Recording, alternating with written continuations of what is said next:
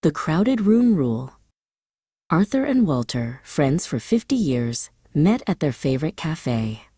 The air smelled of fresh coffee and warm cinnamon rolls. Walter pulled out his new tablet. "Time to pay my electricity bill," he announced, tapping the screen to join the cafe's free Wi-Fi. Arthur put his hand gently on Walter's arm. "Hold on a moment, old friend," he said kindly. "Using the public Wi-Fi here is like shouting your private business in the middle of this crowded room."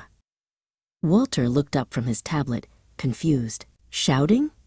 I'm just typing quietly." "What do you mean, Arthur?" "Imagine," Arthur said, leaning in. "Instead of typing your bank password, you had to stand on your chair and shout it for everyone to hear. My password is my dog's name, buddy, 123. Walter's eyes widened. Goodness me, everyone would know it. My private information wouldn't be private at all. Exactly, said Arthur. Public Wi-Fi can be like that.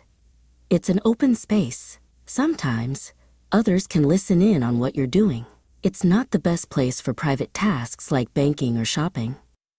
The best rule is a simple one, Arthur continued. Never do your banking, shopping, or check important emails on public Wi-Fi. Those things are for your eyes only. So what should I do? Walter asked, looking at the bill reminder on his tablet. I need to pay this soon.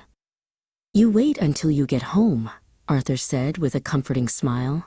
Your home Wi-Fi is private and secure. It's like having a quiet conversation in your own living room, with the doors locked. Walter slid his tablet all the way into his bag and zipped it up. That makes perfect sense. The bill can wait a little while. Thank you, Arthur. They both picked up their coffee cups, enjoying the moment, knowing their private information was safe.